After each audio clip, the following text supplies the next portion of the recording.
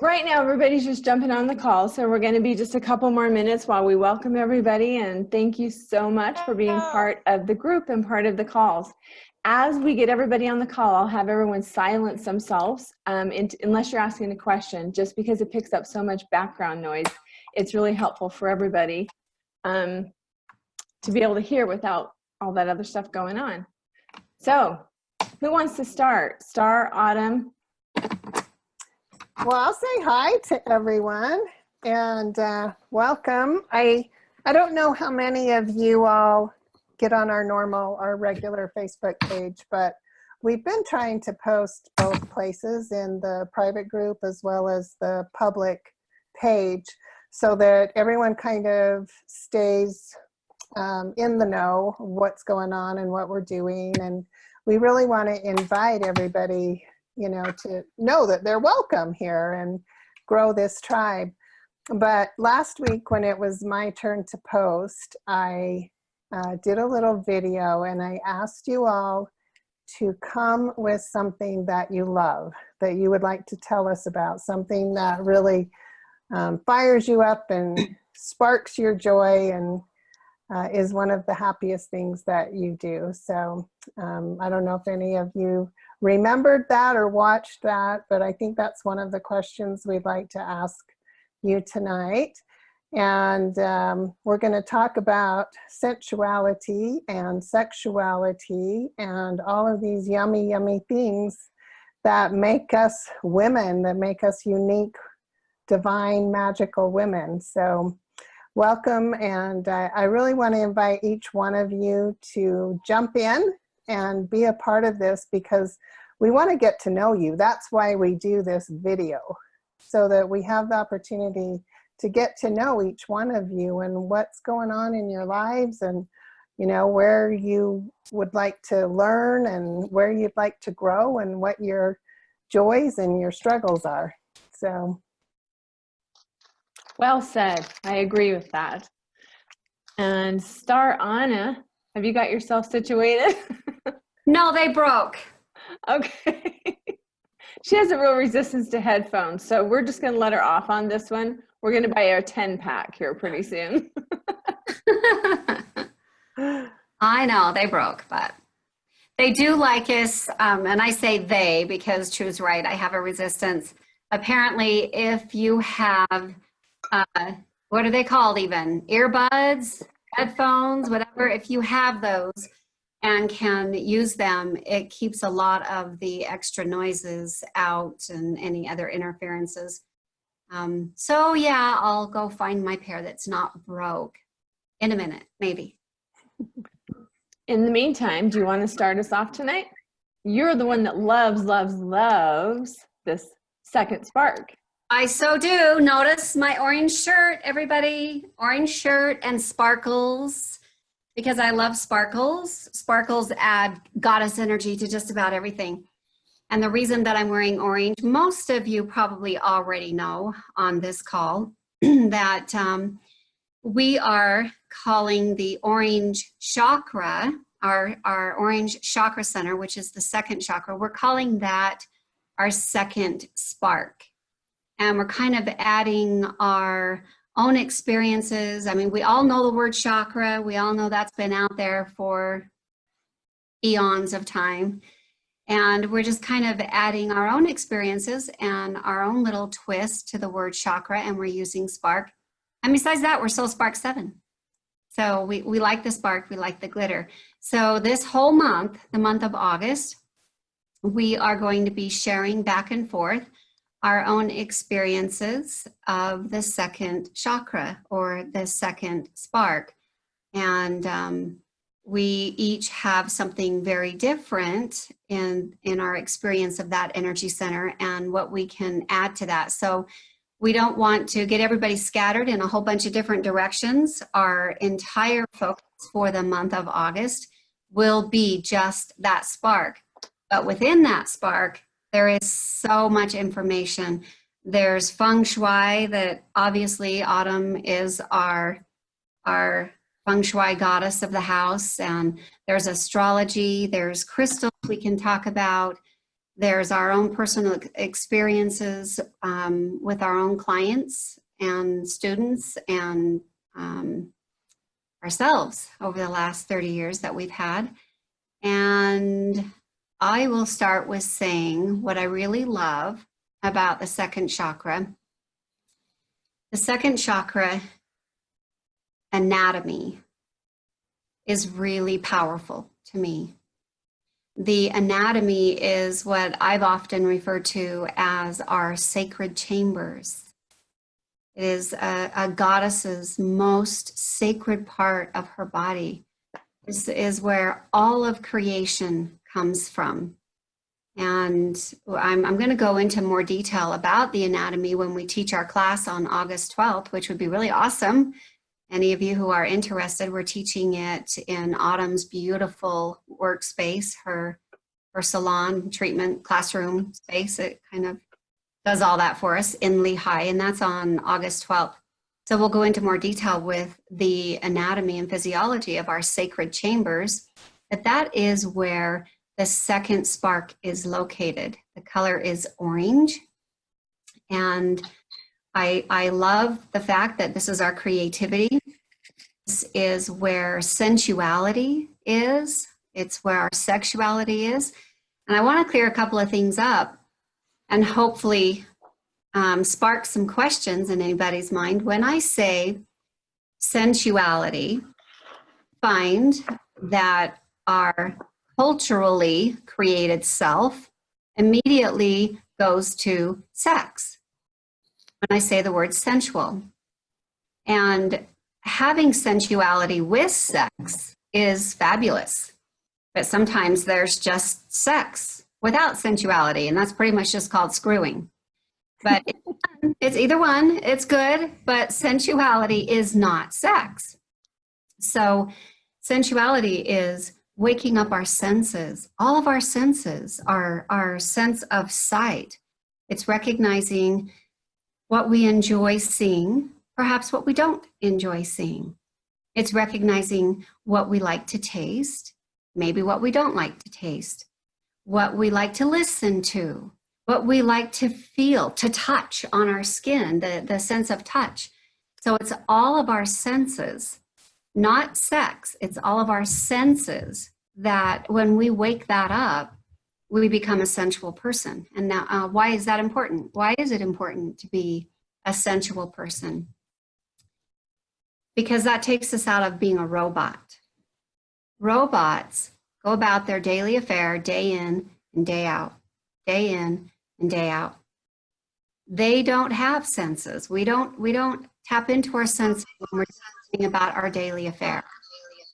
So when we wake up our senses, we become aware of what we desire.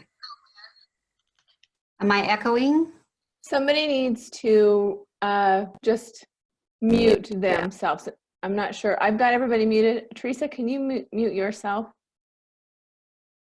Because it's picking up an echo somewhere through somebody that's hearing. That we're getting in the Sorry, it was background. probably me. My phone was dying. It was probably my phone because it was dying, so I had to change over to my computer. So Okay, got you. that was probably me. Sorry. No worries. No problem. Okay, so back to why is it important to wake up our senses? Because our senses then tell us what we desire and what we don't desire. Why is that important? Because the second chakra is our creativity. How can you create when you don't even know what you want to create? How can you create when you don't have any desires that spark the creativity? That's when we fall into the robot place and sometimes fall into the place of creating absolute chaos, most of which we don't desire because we haven't woke up our senses. So I love the second chakra for reminding us, if you want to be a powerful creator, become a very sensual being.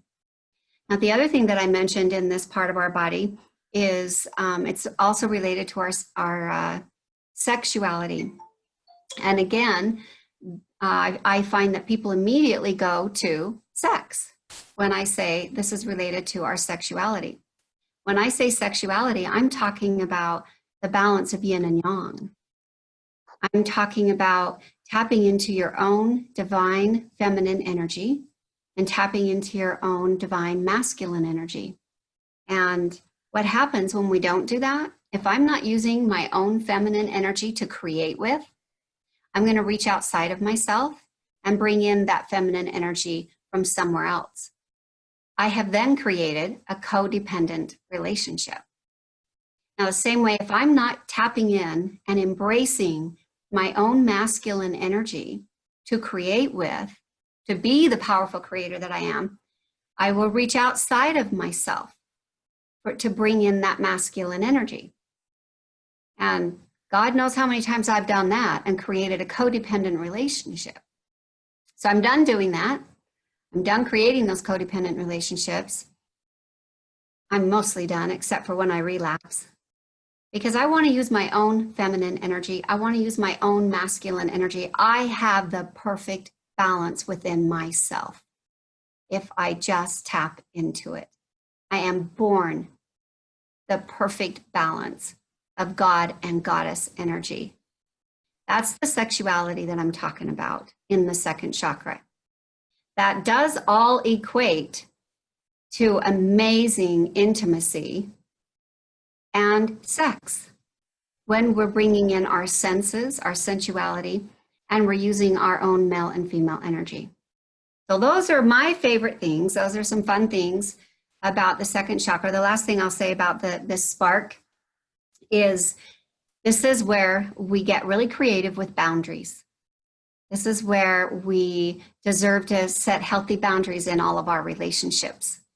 And the only way to do that is if you are balanced with your own yin and yang. Setting healthy boundaries is how we create harmony in all of our relationships, whether it's with our kids, our spouses, our lovers, our exes, our best friends, our parents, whoever that is. I'm talking about every relationship. Creating healthy boundaries is how we create harmony. And that comes from a balance of yin and yang. Does anybody have any questions or experiences or feedback on just what so far I've spoke of? Okay, it'll come to you. Speak up when you feel ready. So that being said, I would like to move us into a little bit of the other side of our spark, and that is the shadow side. Like, where are we at when what do I mean when I say shadow side of the second spark?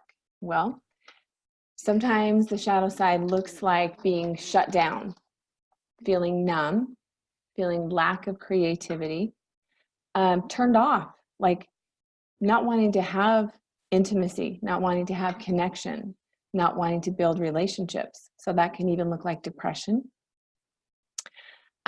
We can be dealing with sexual dysfunctions when the second spark is on the part of the shadow side of the second spark. And then it can even go to the extreme into like perversions. That's a shutdown of the second spark because there's not that balance of the yin and yang energy that Star talked about. And how do we clear out the shadows? Well, most of it really starts with being willing to look at that darkness, that shadow side that is keeping us held down in that place. And I know we've all experienced this at one time in our life or another, or maybe longer periods of time. We're not feeling too creative. We're not feeling like connecting. And that's where doing some of the amazing things that we'll be talking about through this month on the page to wake up your turned on life, to wake up your desire, to wake up your joy, and some of the practices that we will put out there, maybe a spell or two, or some practices in a daily ritual. Things like that that can help you start to tune into your sensualness, like Star was talking about. Autumn, do you have some stuff you want to go with? Yeah, if there's not any questions yet. Does anyone have any questions?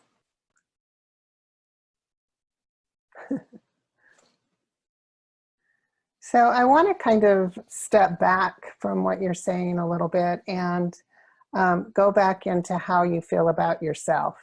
Because I think that finding intimacy in relationships with a spouse, or even in a friendship or with a child, where you're able to go deep enough that you really get a full sense of who this person is, and you are also able to reciprocate and give completely of yourself. You've got to look at yourself first. And, you know, I have like a list of questions that I'll ask my clients. How do you feel when you're all by yourself? Do you enjoy your own company? Do you think that you have a healthy outlook on sex?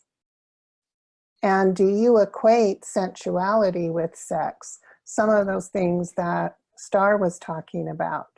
Because a lot of people do jump automatically to sex when they think of sensuality. So do you know the difference? Have you gone within and asked yourself how you process the feelings of sex? And one of the things that I've been thinking quite a bit about is, we talk about sexual healing because so many women have been violated sexually in so many different ways. But there's also this word sensual, and there is sensual healing. How do you go about healing your own sensuality? Because a lot of the beliefs and things that women have come to acknowledge and even accept from the outer world are labels or ways of behaving that they've actually taken on as their own belief system. And so, you know, asking these questions of yourself, what do I believe? Am I healthy sensually? Am I healthy sexually? Where have I grown? Have I healed myself? And what do I need to heal further in order to have these really raw, deep, sensual, give and take equally kind of relationships, not only with a lover, but with your parents, with your siblings, with your children, with your boss, with your coworkers. So, you know, do you enjoy your own company? How is your love life? What do you do to nurture yourself? Do you even have close relationships with people? Why do you or why do you not? You know, there's so many questions that can be asked in order to get down into those deeper parts of yourself where you learn to love who you are as you are. And then you're able to give yourself completely to another person. Do I make sense? I think it's a really good point that the relationship to ourselves is the most important relationship in our lives. It's the relationship that we cultivate and we create. Sometimes we are distracted away from that goal and away from that idea because society kind of deems that as selfish or conceited or not right or vain and all these other kind of descriptions. But in actuality, if we are not having a balanced, sensual, sexual identity with who we are, we cannot take that out into the world. And as Star said, create a passionate life, create relationships with others, as Autumn is pointing to, and tap into bringing ourselves, you know, many times we're taught that that's the other half of us, you know, when we go out seeking someone else to fulfill us and we create those codependent relationships because we have not fulfilled what's inside of ourselves. I know for myself, I got married young. I've been married a lot of times and every time I learned something new, but I got married young and it was all about what he liked in life. And I didn't even have time in my life to figure out who I was. What did I like in life? You know, what was I about? And I have a feeling that many of us are like that. We go out feeling like we're endorphins get turned on by the opposite sex or the same sex, whatever the partner is that we attract to. And many times we give ourselves fully to that relationship. And then what happens is down the road, some period of time goes by and we wake up one day and we're empty. And we can't figure out why we're so empty, because everything in our life was good. You know, we've got a great relationship. We're a great person. We have a wonderful career. We have all these things. And then we're empty. And what happened to feeling connected to my own life? I know that was my story with my first early relationship. I had beautiful children. I had success everywhere you could turn and look for a person who was 22, 23 years of age. And then blank, there was nothing for me. All I knew is that I had to leave that relationship in order to find myself, because it was impossible to find myself through somebody else. And the fact that I never had an opportunity or never took that opportunity before I got into the relationship, was the standard of that. And then the next thing that's happened is I found myself doing that and repeating that in every relationship. I know myself a little bit more each time, but here I am, 54 years of age almost, and in my fourth marriage, and wake up every day. I realize where my joy comes from now, though. That's the difference. I know that I'm the creator of my joy. I know that it's not his responsibility to make me happy. And it's not my responsibility to make him happy. And, we have lived a shadow relationship for sure. So this is, I think, why I'm very tuned into the shadow side of things, because if we can't ever take a look at what isn't working and the repeat patterns that we keep doing, we have a tendency to keep waking up and feeling like something outside of us is supposed to make us happy. And so we keep searching for that outside of us thing, be it trips or travel or money or items or other people. We keep thinking there's another person out there. It's not. The person that you're in the best relationship is with yourself. And tuning into the work and doing the shadow work on the second spark, and focusing on your joy, like what brings you joy. As Autumn asked last week on the page, and she's reminded you again today, what brings you joy? And how many of us actually know that? It's been a topic in my salon a bit, where we've been talking about this since Autumn posted it, because I like to kind of throw things out there when women come in and we have conversations. And, finding the joy inside of you and having that as a bar that you set for the check-in is, I close my eyes and I say to myself, okay, all this shit's going on around me. It's chaos, eclipses and moons and retrogrades and people and salons and business, and it just goes on.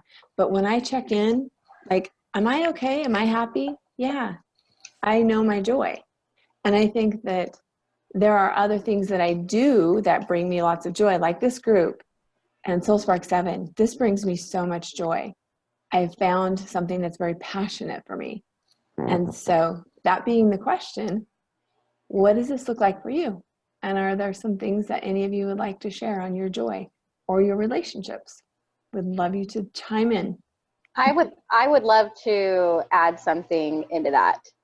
I believe it was True that said it in an old video, and I want to share it with some other people that may have not been able to watch it, was that if somebody comes to our home, and we treat them like the VIP, we give them the VIP treatment. We make sure that they're okay, that they're taken care of.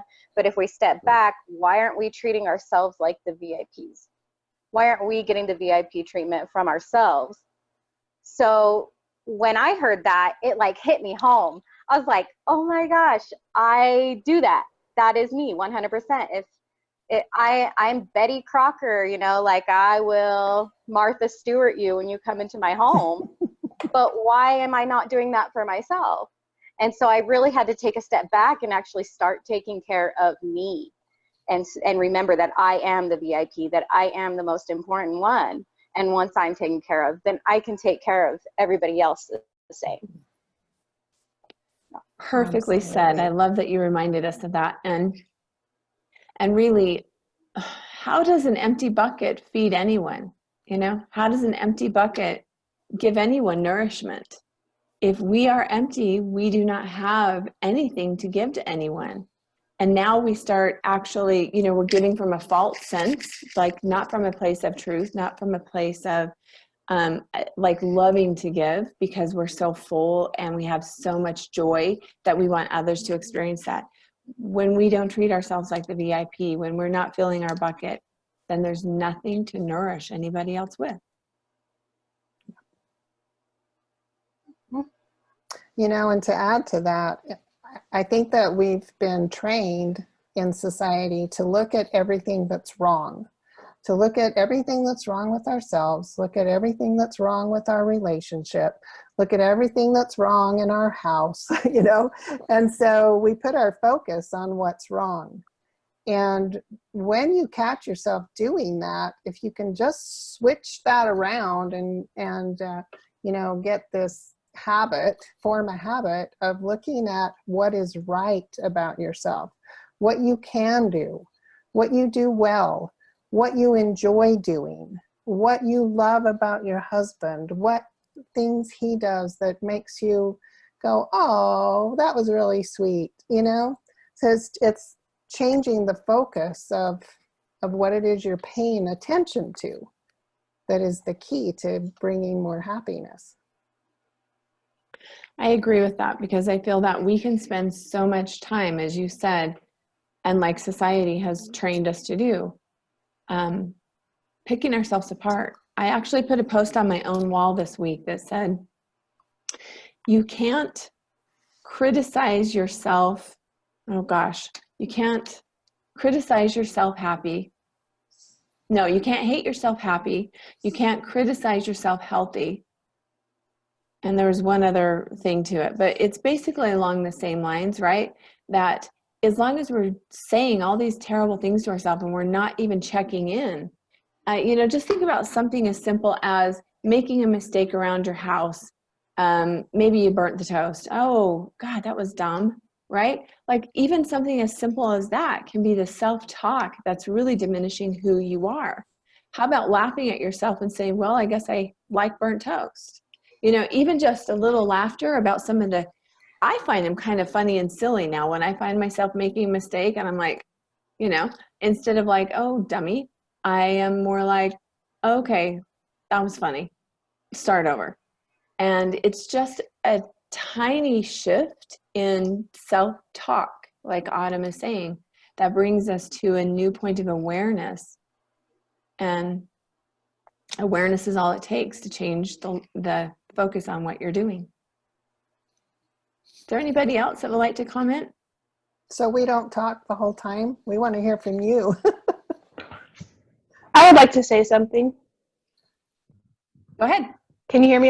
Can you hear me all right? Yeah. Yes. Hey, Danielle. So yeah, I had posted that I was fired, like some things like had supposedly fallen apart from an outside source, but I'm very grateful for that. I had asked for a raise at my job and had gotten let go instead. And what I'm realizing is that I get to honor myself and take care of myself, and I don't want to do anything anymore that doesn't bring me joy and happiness and that doesn't turn me on. Like I'm looking for a job or just opportunities for financial abundance, and someone's like, oh, Amazon is hiring, and I'm like, no, I don't want to do that. And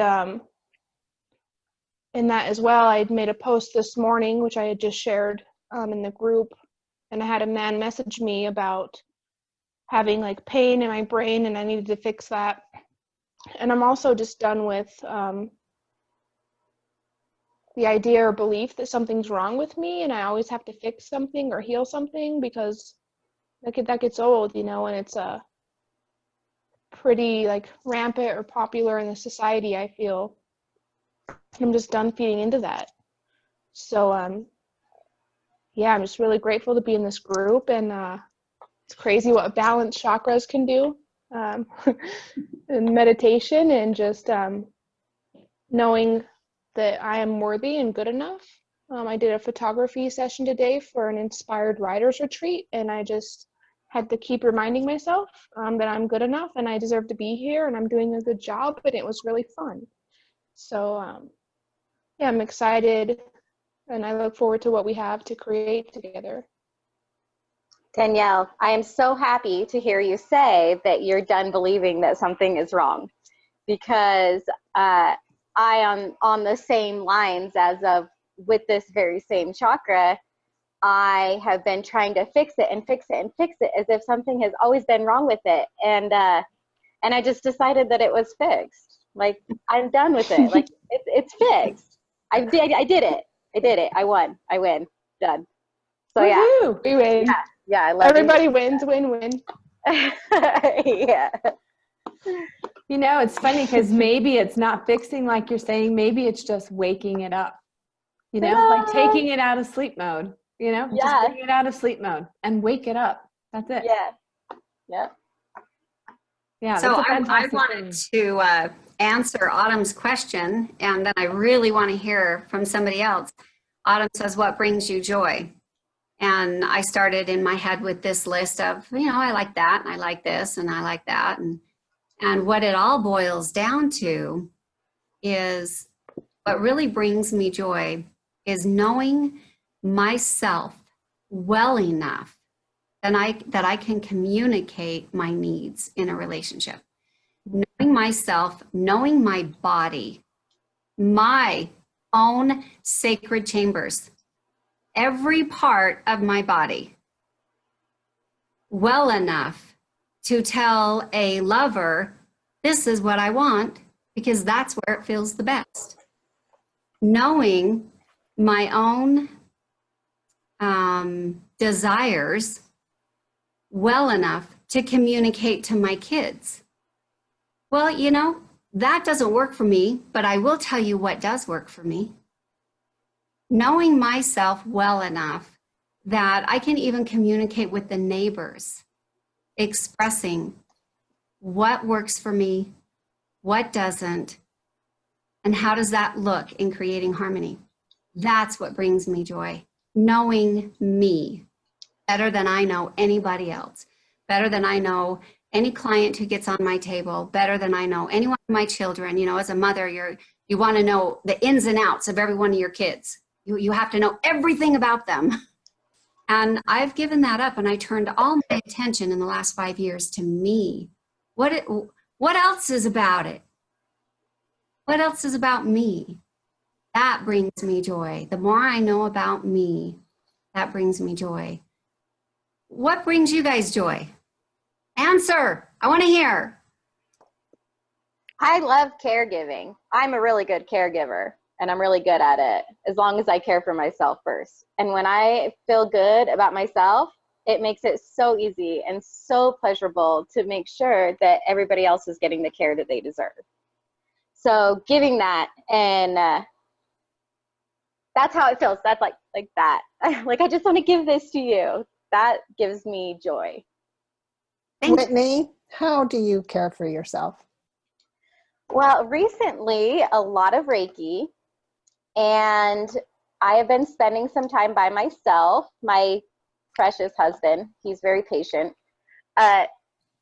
spending time by myself and getting the meditations and lots of self-talk, talking, actually like verbally talking out loud to myself seems to be the best thing. Ah. And I don't know, last night I took a nice salt bath. So that's what I do, just care. Awesome. That's very nice. I love it. It kind of, when Star was talking, it reminded me, a few years ago, there was a brand or a saying that kind of came out, and it was all over everything. And maybe sometimes once in a while I still see it, but it's all about me. Do you guys remember that? Mm-hmm. At the time, you know, my husband bought me pajamas, bottoms with it tattooed all over it, and a t-shirt with it all over it. And, you know, I owned it big and proud. I'm like, yep, it's all about me. And then I kind of went through a period of time where I was like, gosh, that's a little bit arrogant, right? It's all about me. But then now today, where I feel with that saying is, if all of us are really kind of tuned in and actually understand that actually we are our own universe and we're all collectively connected. But as far as like being tuned in to the fact that we must know ourselves. It must be all about us. It must be all about me. And each one of you could say the same thing. It must be all about me first in order for us to actually make a progression. It's just another way of repeating the same thing that I've kind of already said, but it was sort of like a funny because, you know, you see that little brand around that it's all about me. But sometimes turning that into not being like an arrogant or a selfish saying, but it's actually like the most truthful thing that could be put down on paper or on a piece of t-shirt is in a thought form, is that it is all about you. You must harness that in order to really fill that bucket up and really know the self, and then go out into the world and bring your truth and bring your joy and bring your gifts. And then everybody benefits when it's all about you, because you brought what it was that you came here to do, right? Like we have to bring ourselves, like literally bring us to the world. And if everyone were doing that, there would be no space for war. There would be no space for fighting. There would be no space for politics, because everyone would be bringing their joy and their gifts and what they came here to do to heal the world, because that's how focused we were on ourselves and not trying to prove somebody else wrong.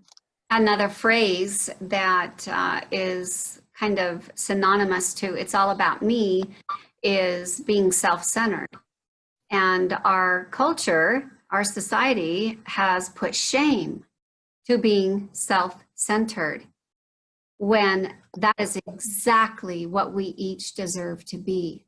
If I come from my core, my center, if I know myself well enough and I'm in here, whatever chaos is going on out there, I can handle that because I'm coming from my center. I'm coming from within. From within myself is my most power, because within myself, I'm a spark of the divine. That spark is within. So absolutely be self-centered. Mm-hmm. Absolutely go into your center, get to that divine spark, and bring it to the outside world. If we were all more self-centered, how balanced would we be? Exactly. Danielle, I see you raised your hand.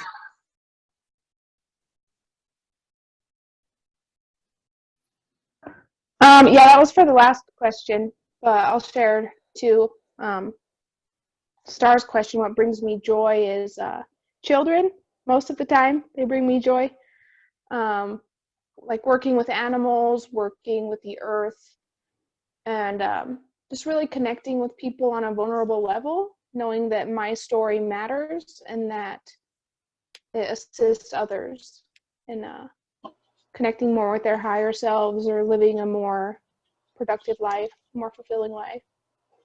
So, and that's what I'm committed to, is just following that joy and that passion. And it does take the shadow work and acknowledging those patterns that I've created and just choosing different.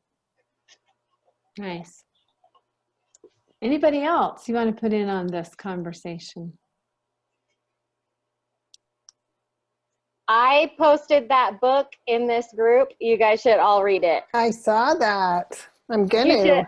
You should read it. Yeah, I saw it right before I logged on. And what was the name of the book? I didn't see it. It is The Ascended Masters from Mount Shasta. Oh, yes, that is fantastic. Yeah. Mm-hmm. Mm-hmm. You should all read it.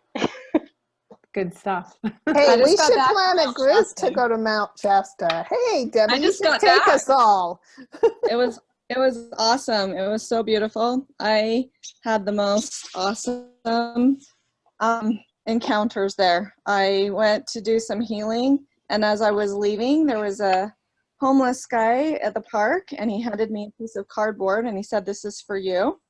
And I looked around, and he said, "Yeah, for you." And I took it from him and he said, "God bless you." And I said, "God bless you too." I went to my car, and it was everything I had gone to Mount Shasta on my retreat to do. And they say it's really healing there, and it was pretty exciting. I mean, I had lots of insights. So anyway, talk That's about finding cool. yourself. It's pretty, Wow. yeah. Fantastic. That's on my bucket list. Beautiful. Mhm. We should make that a trip next summer. Yeah, we should. I'm just going to say it one more time. Everybody should read that book. Okay. We got it. Hey. Very So good. Debbie, now that you're not on mute, what brings you joy? Travel. I love to travel the world. I knew you would and say that. I know. I've gone so many fun places and learned so many cultures, and just stepping outside of my own fears of my own self-doubts, I guess, and like your true being in many relationships, and felt like a big failure in lots of areas of my life, and so stepping into me and healing from a lot of past things, a person that I became that I wasn't, just a very angry, hurt person, and just finding my way. And through travel, I've just been able to do that, learning about the different cultures like Hinduism and Buddhism, and going to Bali and Thailand and even Europe, and seeing the different places of how people are in the world, the different religions, the different beliefs, how women are treated, how women are the lesser, going to Bali and there's literally penises everywhere. I mean, just everywhere. And how women are so disempowered over there, and just seeing how powerful that we are in our culture, but we don't step into it because of our fears and the repression that you see. So lots of really cool stuff that I've learned in my travels, and that's what brings me lots of joy. I love it. Can't wait to go on the next adventure. Sounds like so much fun. I didn't know that in Bali there would be penises everywhere and that the women are shut down. That was a news to me when you said that. So when I got there, I was really surprised. I mean, the women still carry the big metal containers on their head, like they were doing construction, and the women were carrying the dirt rather than, like here you would have backhoes. The women were their workhorses, basically. They were their backhoes. And yeah, every street corner Backhoe. right, like just it Right? was crazy. Like it was really sad. And then you go down every street, and even like the statues, and Ganesh everywhere, Buddhas, all kinds of stuff, and just emphasize the penis, which is really interesting on those statues. And a lot of offerings to the men, and just the women were they didn't speak very, unless you I mean, they would if you spoke to them, but they wouldn't really talk to you. They have their place over there for sure. But yeah, and it's like, what's interesting is like not just like the little, I mean, it's like they're like souvenirs over there, obviously, but there's less, like everywhere you go, and they're like just these great big penises to let you know how important they are. So kind of a shock for all of us when we went over there. We weren't expecting to see something like that, but anyway. So there's something else that you said that I want to kind of expand on a little bit. You said that, you start to realize how much power we have as females in the United States and even in Europe, and yet we don't step into it. It's right here wide open for us, and we don't step into that. And I know when I check into my own self, there is a place that I know that I'm meant to operate from, like this place that I mean to step into, right? And I always kind of hold myself back. So even as much freedom as I allow myself in my life, there's still like that place where I haven't jumped into it. And I would equal it to my vulnerability. And I've often said inside this group that vulnerability is our potency, right? So with having this, what I would like to propose is that each one of us maybe take some time after this call tonight and actually write down a little bit about where you could step into your higher self, and I don't mean your higher spiritual self. I mean actually the physical, material, here you are living turned on life. What does that look like if you were to step into it and just raise our own frequency, our own bar, even a degree, right? Like, what is that thing that we all know we're holding back on? Because that thing is the same thing that we feel vulnerable in. I believe that they mirror each other, because I know, and when I check in for myself, that it does for me. There's a fear of stepping in and playing as big as what I really know that I have a desire to, and that I know would bring me joy, and that I know would really raise the frequency and have me living on the edge in my life, right? Instead of just living where it's comfortable. And maybe that's what I'm actually even proposing. Like, what would help you to feel like you're living on the edge? What would you do? What would that thing do that would push you out there to be living on the edge, turned on, because you couldn't do it turned off.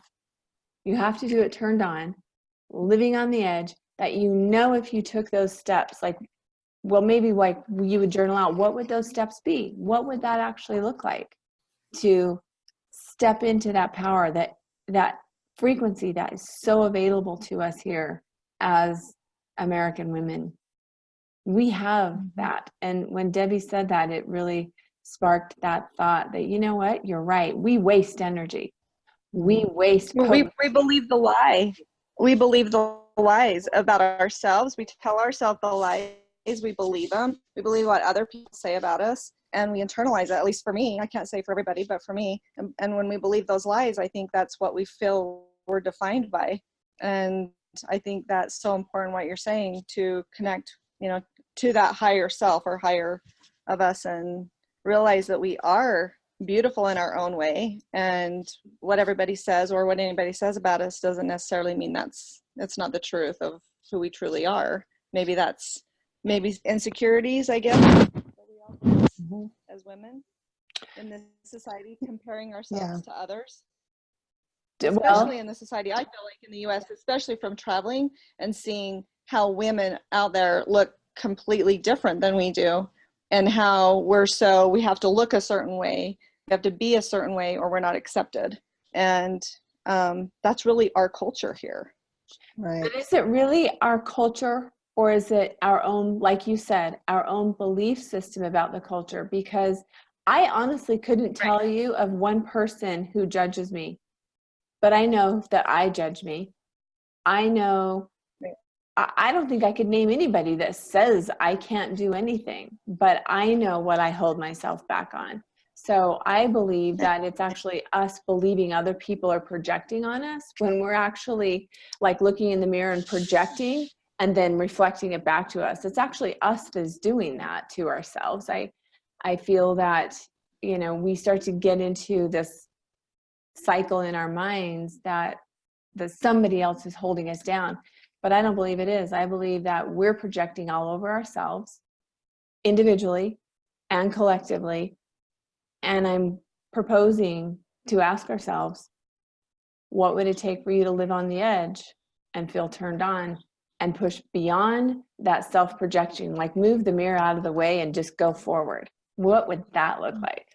Well, if I can take it one step further than that, if you're talking about journaling and looking at the things that, you would like to have in place, and setting your goals, and how you would like to stop doing this or stop doing that, and magnify this and magnify that. But if you cut through all of that shit, and you were standing at the last day of your life, and you saw how you want your life to end, that day, your last day on earth, if you could have anything on that last day, what would you look like? What would you have? What would you be? You've cut through all of those challenges, problems, society, all of that shit. You've cut through it all. What's the end game? And Martha Beck says, if you really want to move into your power, start at the end.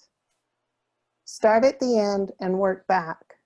So see yourself at the end of this journey that we're on now. What do you look like there? Step into that, step into the end game, and then work your way back, because then you're already living the end. And as you work your way back, you're becoming younger and smarter, and you're just living, just jump in. It's 100%. Jump in. 100% agree. And I love that extra push through all the bullshit. Like, stop your damn journaling, just get out there and start doing it. You know, and I have I'll to write admit, everything down. I have to write it all down, but well, I'm the worst at it. I'll tell you right now, I'm one of the worst at this. I can give you a million excuses and tell you everything that's wrong with me till the cows come home. But when I heard that start at the end, there's something that triggered me. And I thought, you know what, by damn, I'm just going to start doing it. And there's going to be somebody who's going to disagree or tell me I'm wrong. And hey, I'll work through it as we go through that part. But I'm going to start at the end. yeah, Just how gonna many of jump you in. have even given a thought to what the end looks like? Because I really don't live, but I like it. I'm not saying I wouldn't do it. I'm just saying I haven't. You're making my brain spark a little bit right now. And so I'm starting to feel that way. I'm like, what would my end look like? Shit. And I like it. So, you know, after all my successes in life, start there and work backward. What does that look like? Cool. Well, awesome. Awesome. I hope you've all enjoyed this call. We're about 6 minutes away from keeping our promise from 7 to 8 p.m. And then if there's something else anybody would like to contribute right now is the time. Or we can just say goodnight.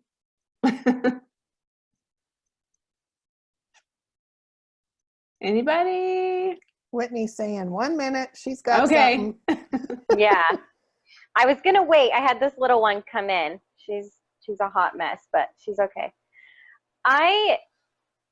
In this creation center, I always come up with all these things that I want to do and all this creation and things and big ideas of what I'm going to do. And then I stop because I had these prior commitments which take all of me. And I don't know if the fear, like what is holding me back? Like, I know that I can take care of these kids, and I know that that's what I'm meant to do. But I have all these big ideas. Like, how do I incorporate them? How do I do this? You start. You just start. Just start. Okay. I also feel like that, Whitney, that there are phases of our lives. You know, when I had my kids when they were young, I wasn't able to spend the amount of time that I spend developing classes or doing the things that, you know, need to be done, that the kind of time that I can spend in it now. I believe that there are phases. And so your commitment and your contract with these littles right now is really a very important thing. Taking care of yourself, taking notes here and there, thinking about, you know, 20 years down the road. But you are in your life in real time right now, and being your best in real time right now, living, you know, teaching your children how to develop their senses, how to develop their sight, their sixth sense, you know, their third eye, live in their chakras, teaching your children how to, the fragrance of things, bringing this to their awareness. It will actually be you putting everything into place for yourself while you're teaching them, and they will take that into the world, and you will have duplicated yourself and your teachings in so many ways with those littles. So I personally feel that right now, teaching them to be sensual beings and to be tuned into all those things as you learn it and take them along with you is the most important thing to do. Teach them ritual. Yeah. Yeah, they get to be your little experimental classroom. And that's how you get to be a better teacher later on. You have 24/7 students right there. You get to practice on them. And it really gives a mother a lot of joy when years down the road you walk in and you find your 17-year-old in meditation and you're like, that really means a lot because I taught him how to do that. And the pressures of the world would have you think that so many times I watch all these parents, I go places with my littles, and so I'm in playgrounds and stuff like that, and I see all of these parents with their faces buried in phones. And I think they are missing so much. And I know they need a break. I know moms and dads need a break. I get it. And that's kind of where we go to. We take them to the park and then look at our phone. However, I hope that at some point in time, they're also, teaching them to notice and care for other people and pick up trash in places and to care for the earth. And because this is the time that you're a steward over these children and you have a contract to help them be your future. Because our children today are the future for ourselves when we're old. And we are responsible for teaching them that. If we haven't figured that out now, we're fucked, like plain and simple. Okay. Well, I didn't know if I just want to tell Aunt Lisa or Aunt Starana, she's rubbing my feet, FYI. Oh. She's taking my socks off and rubbing my feet. You're cute. That's all. I think that star got stuck on her. She got stuck for a second. Yeah, she did. I was telling you there that this little Allie Mae just pulled my socks off to rub my feet. Maybe you can loan her out. Yeah, Whitney have her Mae, all trained up. Whitney Mae, I would add exactly. I completely agree with what these girls are saying. That there's a season and a reason for everything. And because I get you, and we're like two little cookie cutters, both of us being an Aries and being niece and aunt, you don't have to wait to create. The place that you're in right now, still tap into that second spark, still tap into your creativity. How can you be everything that you want to be in this moment? That will spark your creativity, because you're going to have to come up with different ways of when you see yourself 10 years down the road or 20 years down the road without your little people. How can you bring that to today, to the kids, to where you're at? So it's still the perfect time for you to create. It just looks different. And are you open to all the possibilities of what creating looks like in this phase in your life? Cool. Okay, well, it is 8:01. All right. Thank you, everyone. We have enjoyed, I think we can speak for all of us. We've enjoyed the night with you and look forward to the comments on the wall or in the group, and sharing what you figured out can take you to living on the edge and living turned on. That's your challenge for this week and this month. What turns you on? What's going to turn your life on? Okay. Everybody, good night. I hope it's rated X. Yeah. Mwah.